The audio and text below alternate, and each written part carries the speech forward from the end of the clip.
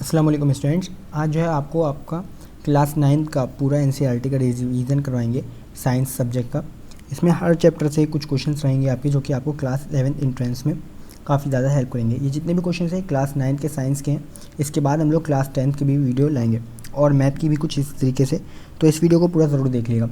तो इसमें जो आपका सबसे पहले शुरुआत करेंगे वो फिजिक्स से स्टार्ट करेंगे, उसके बाद बायोलॉजी, उसके बाद केमिस्ट्री। तो फिजिक्स में जो आपका फर्स्ट चैप्टर है वो है मोशन। तो इसमें आपका फर्स्ट क्वेश्चन है, a particle is moving in a circular path of radius. कोई पार्टिकल है जो कि मूव कर रहा है एक सर्कुलर पाथ में जिसका रेडियस आर है। The displacement after half a circle would be.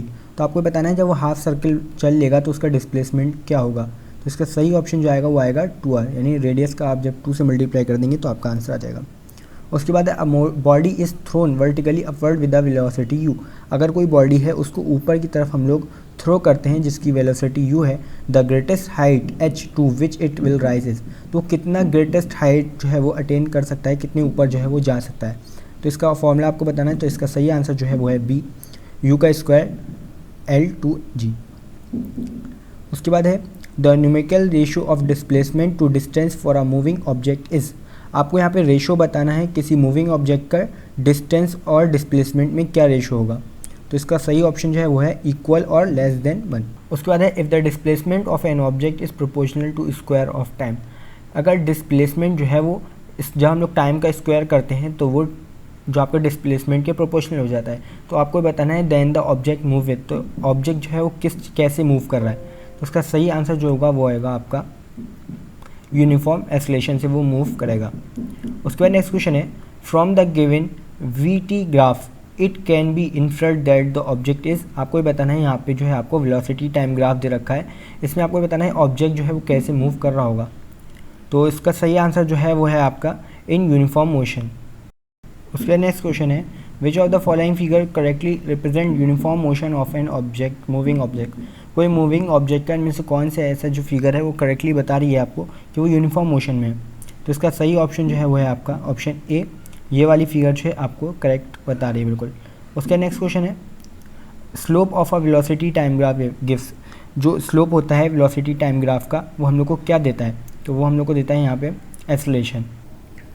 उसके बाद जो आपका नेक्स्ट चैप्टर है वो है force and laws of motion. ये भी क्लास 9 का आपका फिजिक्स का चैप्टर है। इसमें फर्स्ट क्वेश्चन है, which of the following statement is not correct for an object moving along a straight path in an accelerated motion. अगर कोई जो है ऑब्जेक्ट वो एक स्ट्रेट पाथ में चल रहा है एक्सेलरेटेड मोशन से, तो इसमें आपको ये बताना है कौन सा स्टेटमेंट इसमें से करेक्ट होगा।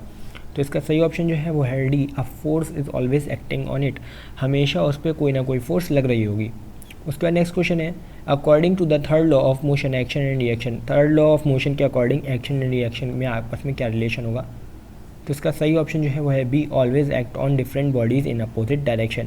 हमेशा डिफरेंट बॉडीज़ पे लगेंगे और अपोजिट डायरेक्शन में भी लगेंगे। उसके बाद है, a goalkeeper in a game of a football pulls his hand backward after holding the ball shot at the goal. Goalkeeper जो है फुटबॉल की गेम में गोल कीपर जब भी बॉल को जो है रोकता है तो अपने हाथ को पीछे ले जाता है। This enables the goalkeeper to. ये गोल कीपर को इसमें से क्या हेल्प मिलती है। तो इसका सही ऑप्शन जो है वो है D, decrease the rate of change of momentum. इससे वो जो है मोमेंटम के रेट को चेंज कर सकता है, कम कर सकता है। उसके बाद है, the inertia of an object tends to cause the object. जो इनर्शिया होता है वो ऑब्जेक्ट पे क्या असर डालता है। तो इसका सही ऑप्शन जो है वो है सी, to resist any change in its state of motion. ये मोशन के स्टेट में चेंज होने से रोकता है इनर्शिया। उसके बाद जो आपका नेक्स्ट क्वेश्चन है वो है, a passenger in a moving train tosses a coin which falls behind him it means that the motion of the train is. अगर कोई पैसेंजर जो है वो ट्रेन में कॉइन को टॉस करता है और जो कॉइन जो है वो उसके पीछे गिरता है, तो ये बताना है आपको ट्रेन जो है वो कैसी मोशन में होगी। तो इसका सही ऑप्शन जो है वो होगा ए, एक्सेलरेटेड मोशन में। उसके बाद है, rocket works on the principle of conservation of. Rocket जो है वो कौन से प्रिंसिपल पे वर्क करता है। तो इसका आएगा मोमेंटम। उसके बाद है, if the mass of a body is doubled and its velocity becomes half then the linear momentum of the body will be. अगर हम लोग जो है किसी बॉडी के मास को डबल कर देते हैं और वेलोसिटी को उसकी हाफ कर देते हैं तो आपको बताना है लीनियर मोमेंटम में क्या चेंज आएगा। तो इसका आएगा रिमेन सेम, उसमें कोई भी चेंज नहीं आएगा। उसके बाद जो आपका चैप्टर है थर्ड फिजिक्स क्लास 9 का वो है ग्रेविटेशन इसमें फर्स्ट क्वेश्चन है, two object of different masses falling freely near the surface of the moon would be. अगर हम लोग दो ऑब्जेक्ट को फ्रीली जो है फॉल करते हैं तो near the surface of the moon, अगर मून के सरफेस के पास, तो क्या होगा? तो इसका सही ऑप्शन जो आएगा वो आएगा आपका A, have same velocities at any instant. कोई भी डिस्टेंस हो, कोई भी वो हो, आपका उनकी वेलोसिटी जो है वो चेंज नहीं होगी, सेम रहेगी। उसका नेक्स्ट क्वेश्चन है आपका, law of gravitation give the gravitational force between. जो लॉ ऑफ ग्रेविटेशन है वो हम लोग को ग्रेविटेशनल फोर्स जो होता है वो किस चीज़ के बीच में देता है? तो इसका सही ऑप्शन है any two bodies having some mass. कोई भी दो बॉडी होंगी अगर उनके पास मास है तो उनके बीच में जो ग्रेविटेशनल फोर्स लगेगा वो हम लोग ग्रेविटेशन लॉ ऑफ ग्रेविटेशन से पता करते हैं। उसके बाद है next question, the value of quantity G in the law of gravitation. आपको बताना है the value of quantity G की वैल्यू बतानी है according to the law of gravitation. तो इसका सही ऑप्शन जो आएगा वो आएगा is independent of mass and radius of the earth. ये इंडिपेंडेंट होती है मास से और अर्थ के रेडियस से। उसके बाद नेक्स्ट क्वेश्चन है, the atmosphere is held to the earth by. जो एटमॉस्फेयर है वो अर्थ से कैसे रुका हुआ है? तो इसका सही ऑप्शन आएगा ग्रेविटी की वजह से। उसके बाद नेक्स्ट क्वेश्चन है,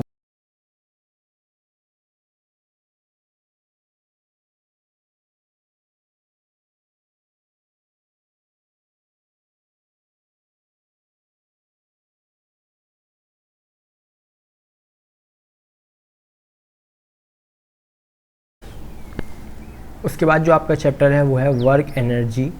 तो इसमें जो आप ये भी क्लास 9 के फिजिक्स का है, इसमें फर्स्ट क्वेश्चन आपका, when a body falls freely towards the earth then the its total energy.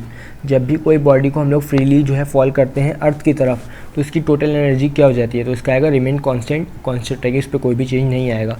उसके बाद नेक्स्ट क्वेश्चन है, a car is accelerated on a level road and attains a velocity 4 times of its initial velocity. अगर कोई car जो है वो accelerate करती है और उसकी इनिशियल वेलोसिटी से 4 टाइम्स जो है वो बढ़ जाती है, तो ये बताना है in this process the potential energy of the car. तो जितना भी कुछ हुआ उसमें पोटेंशियल एनर्जी जो कार की होगी वो उसमें क्या इफेक्ट पड़ेगा? तो आएगा डज नॉट चेंज, कोई भी चेंज नहीं आएगा।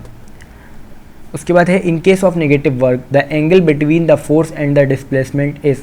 अगर कोई नेगेटिव वर्क होता है तो जो एंगल बनेगा फोर्स और डिस्प्लेसमेंट में वो कितना होगा? तो इसका सही ऑप्शन जो है एल डी 180 डिग्री। उसके बाद नेक्स्ट क्वेश्चन है, an iron sphere of mass 10 kg has the same diameter of as an aluminium sphere of mass is 3.5 kg। कोई आयरन का स्फीयर है जिसका मास 10 kg है और सेम डायमीटर है किसी एल्युमिनियम के स्फीयर के जिसका मास जो है वो 3.5 kg है। इसमें बताना है both spheres are dropped simultaneously from a tower. अगर किसी टावर से हम दोनों स्फीयर को फेंकते हैं हम लोग ऊपर से, तो इसमें बताना है when they are above the ground they have the same. जब वो लोग जो है 10 मीटर अबव होंगे ग्राउंड से तो उनके जो है क्या चीज़ सेम होगी ये बतानी है इसमें आपको। तो इसमें जो उनका एक्सेलरेशन है वो दोनों सेम हो जाएगा। उसके बाद नेक्स्ट क्वेश्चन है, a girl is carrying a school bag of 10 kg mass on her back and move 2 metre on a level road. अगर कोई गर्ल है जो कि 3 kg मास का बैग जो है अपने ऊपर बैक पे लोड करके चल रही है और वो 200 मीटर जो है किसी रोड पे चली है, तो the work done against the gravitational force will be. तो आपको इसमें वर्क डन बताना है। ग्रेविटेशनल फोर्स में दे रखी है G = 10 मीटर स्क्वायर। तो इसका सही ऑप्शन जो आएगा वो आएगा 0। उसके बाद है, which one of the following is not the unit of energy. इसमें कौन सा ऐसा है जो कि एनर्जी की यूनिट नहीं है? तो इसका आएगा किलोवाट, ऑप्शन सी। उसके बाद the work done on an object does not depend upon. जो वर्क डन होता है किसी ऑब्जेक्ट का वो किस चीज़ पर डिपेंड नहीं करता है? तो इसका आएगा initial velocity of the object. Object की जो इनिशियल वेलोसिटी होगी उस पर वो जो है डिपेंड नहीं करता। उसके बाद है, water stored in a dam possesses. Dam के अंदर जो वाटर होता है वो क्या चीज़ लगाता है? तो इसका आएगा पोटेंशियल एनर्जी। उसके बाद नेक्स्ट क्वेश्चन है, when we change feeble sound to loud sound we increase its. जब भी हम लोग को एक नॉर्मल साउंड से लाउड साउंड में चेंज करना पड़ेगा तो हम लोग क्या चीज़ इंक्रीज करनी पड़ेगी? तो इसका सही ऑप्शन जो है वो है बी, एम्पलीट्यूड। उसका नेक्स्ट क्वेश्चन है, in the curve half the wavelength is. यहाँ पर आपको जो है कर्व दे रखा है, इसमें बताना है हाफ वेवलेंथ क्या होगी।